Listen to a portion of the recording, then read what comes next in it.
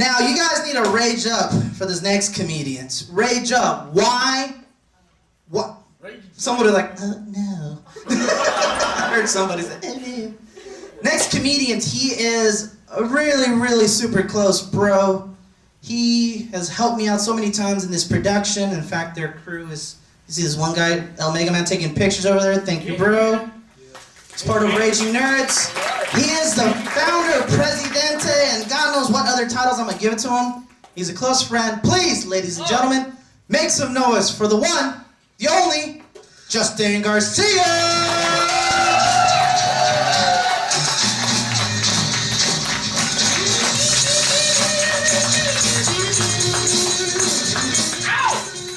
I love me some Hendrix. I love the comedians that are coming out tonight. Big ups to, where is he? El Wee Man, where did he go? Thanks, Danny, for having me on. Oh, okay, he's gone. So, I love what you were talking about earlier, that there are like couples out here tonight. You. I finally have myself a girlfriend, and it's great. You know, I'm out of that single league. Because, you notice, if you have a long-term girlfriend, she's so willing to put up with your shit. You know, not that I'm an asshole or anything, but she's just willing to put up with me.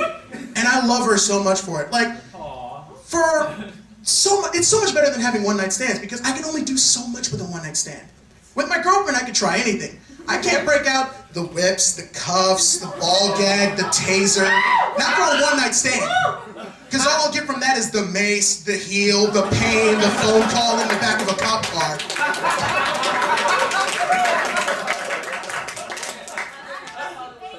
Not unless I pay for it. What's your safety word? You're right. My safety word is fuck nuking. No, but my girlfriend's over there. She's filming on the camera, and I love you, babe. Which means I'm an awful comedian. I shouldn't be in love. But she puts up with me so much, and I love it to death. Like, because I'm that guy. I'm the terrible lover. I will do anything to fuck with the mood. Like, we'll be having sex, and it's one of the 3 things she knows that I'm only able to do. I'm 22 years old. I eat, I go to the bathroom, and I have sex. I'm not German, and I'm not a cannibal, so only one of those things will happen with her.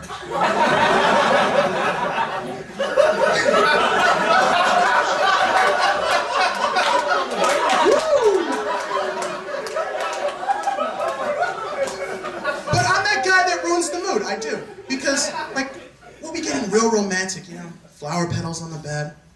I'll grab her by her hair. Give her a kiss on the neck, you know, really sweet. Maybe whisper a little something into her ear. And you know how you have like the little cute little talk that you like to give to your significant other, you know? I'm that guy who'll be like, hey babe, want some fresh in your life? Get Mentos fresh in your life. Make Mentos fresh in all of life. My sex is a fresh maker. But sex is scary sometimes, even from like the point when you're 18 and you don't know what you're doing, to like when you die and you hope that you die in her and not outside of her.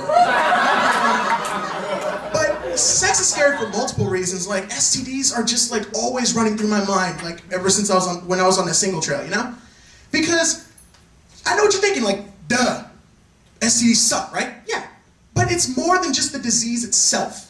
It is the name that is given. It is psychological. Because you never get STDs that sound nice. You never get like, oh, you got the shrunken fairy syndrome. That means your dick is going to shrink down to 2 millimeters. It'll get a growth. It'll start growing wings. You'll start fountain fairy dust. Or fountain farting, I mean. And you'll fly through the air with your crotch. No. You get crap like gonorrhea, herpes, syphilis. It sounds like shit that Gollum would cough out in Lord of the Rings, like, ooh, precious, we have to stop them, precious. Gollum, herpes, Gollum, herpes.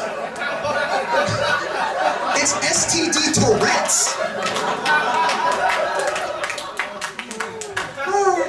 But STDs are starting to, you know, start to trickle their way into my fantasy world. And it's getting weird. Like, I can't play video games without worrying about the AIDS. And I don't think no, I'm not playing a real-life Sims game. I'm playing other games. And it's weird. Like, I'm playing Pokemon with my niece.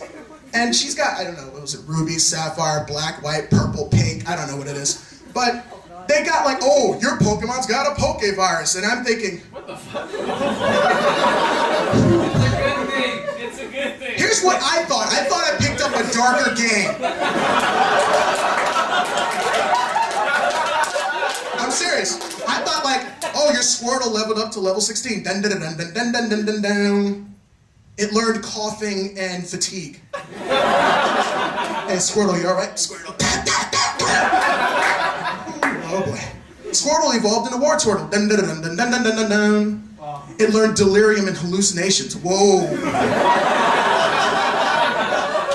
You all right? Wartortle. Now my bills are stacking up. I can't handle it. And then it's like Wartortle evolved into Blastoise. Oh fuck. Blastoise learned hemorrhaging and internal bleeding. And I just looked down at that. Anybody want a free Blastoise? It's awful. I always wondered, like, in the game, if they had, like, cool TV commercials, what would it be like? Would you have, like, some professor guy be like, hello, friends. Are you sick of worrying about your Pokemon problems? Tired of having to deal with those pesky Krabbies? Does it burn like a Charizard when you urinate? Does your lover confuse your lower half for a Gloom? Then you should pick up Professor Oak's Pokemon Protection. Why? Because sometimes you don't want to catch them all.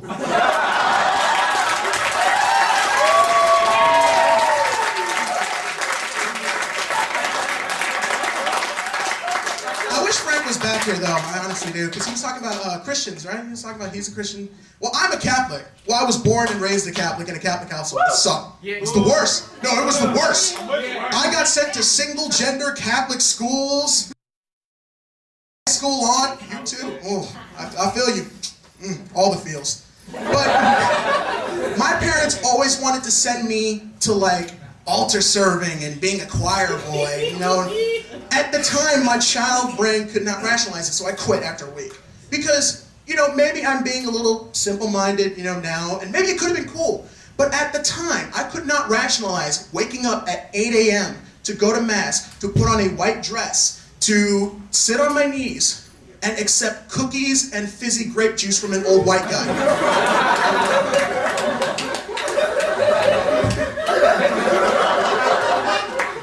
I'm gonna go back to repressing that now. Being a kid. Being a kid was great growing up in my household though. Like, because 90s kids, we have the best things. Like, we were the last generation, right? Like, 90s and before, everything was great. But, like, we were the last generation. Awesome cartoons, awesome video games. And I was that kid. He's back. I was that kid who was like, I want a Super Nintendo. And I thought that there was never anything before that. You know, I didn't know that my parents knew anything about Atari or ColecoVision. I just thought, I was that kid who thought the world didn't have color until the 70s.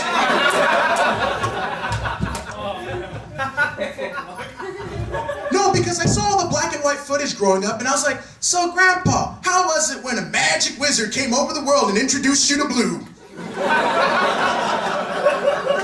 No, but I was a special child. I was a little, you know? My parents, they'd be like, so what is this? How does it work? I'm like, Dad, it's Super Nintendo. How you turn it on is you flip a switch, and there's a little tiny wizard inside of it, and he shoots electricity out of his power gauntlet.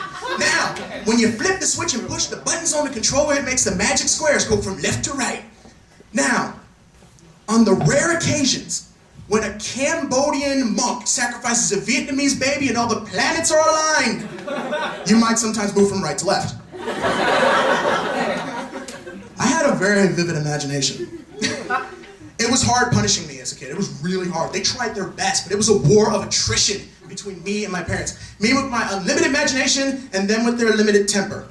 So, they put me in my room, all the stuff's gone, my room is just like the walls. Give me a couple pieces of paper and some drywall, I'll make a game out of it. They tried so hard, but they couldn't do it. Because I'd go out and pretend I was a Jedi at night. I'd go out and pretend I was a regular knight. I'd go out and pretend I was a white guy. It was great. But I realized I can't treat my kids when I had them the way I was treated. I can't give them the gifts I was given for Christmas. Because they will be cursing me out to the day I was born. They'll be like, Merry Christmas, son, here you go. What is this? Oh, it's an Etch-a-Sketch. Fuck you, Dad. Why? Why? It's creativity. Because it doesn't connect to Wi-Fi, Dad. Thanks a lot. Oh, I feel like that old guy now, you know? I'm not even that old. I'm only 22. It's like, not old. But I got you. I don't care about the red light. But, you know, I feel like that old guy, the get off my lawn guy with the shotgun, you know, chewing tobacco and all that 9 yards. But I don't want to be that guy, because I'm just like, okay, all I've done with my life is I've gone to school and dropped out of college. That's all I did. And it's weird, because being a college dropout, I look back on how I actually tried to attend school and I didn't do shit. Like, I went to Santa Monica College, so there's the beach and there's women. Woo! Beach and women, school. But I always had the best excuses that I could get the syllabus, skip, go to the final, pass. I'd be like, oh, I was in the hospital. Oh, my parents were in the hospital. Oh, my grandpa died in the hospital. I've had more grandpas die from math than Rihanna has bruises.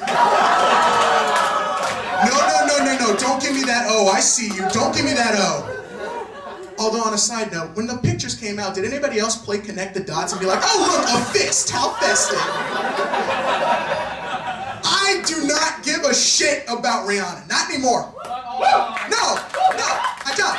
Because she is the battered housewife from Jerry Springer. She's the 3-teeth woman saying, he didn't beat me, Jerry, I love him. I walked into his fist. How many times is she gonna keep appearing on Chris Brown's Greatest Hits album and we're not gonna care? Oh, let that sink in. Let that sink in. All right, I'm gonna wrap this up with just one more joke. So, like I said, I grew up in a Catholic household. My grandpa, however, was a very old military army guy, you know, he was very big on respect. And I was the young, rebellious, I want to go out and do my own thing, Rage Against the Machine. You know, nowadays I only rage against the machine when my computer crashes or some shit. But my grandma wanted me to learn music, and I was like, oh, that's cool. So they let me pick up a guitar. First musician I ever heard that I always wanted to learn to play guitar after was Hendrix, that's why I played it. But they sent me to the conservatory, and it sucked. But after a while, I started getting really good. So I got me my first thrash band. And I was just like, yes, that's it. Awesome. I made my first paying gig. I made $50, 5 beers, and a blowjob. And I was just like, set. I ran home. And I'm just like, oh, my grandpa's gonna be so proud of me. So I told him about the $50, not the 5 beers and a blowjob, because I didn't want to add a black eye to the list. But I put it on the counter and I'm like, I made it. And he looked at me, up and down, real slow. He's like, where's the rest? And I'm looking at him like, what do you mean, where's the rest? That's it. So he looks me up and down again, real slow. He's like, you like to bring home crumbs, don't you? I'm only a teenager. I just got out in the world and I'm like crushed right now, but I didn't want to, cause a fight or anything. So I looked him dead in the eye and I'm like, no, I don't like bringing home crumbs. But it was the easiest $50 I ever made, and I didn't have to wear a white dress, get on my knees, and eat cookies and grape juice for the rest of my life. And I am done.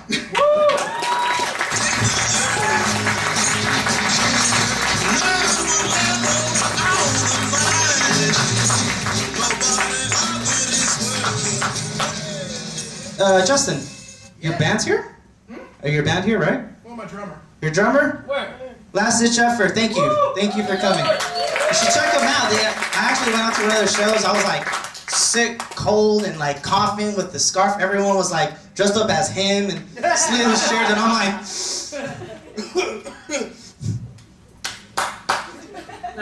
good job. Good job, guys. But I came to support you guys. Check them out. They're usually in Torrance, right? Torrance area? Yeah. It's like all over. You'll also find them up in Santa Monica, next to the robotic guy and the kids with the yo-yos. You really do that? No. Never mind. No, there's a kid that do like 50 yo-yos. It's like, wow. You gotta go out there. It's like, you gotta update your Santa Monica. She's like, no. That's loco. Yeah. Yes.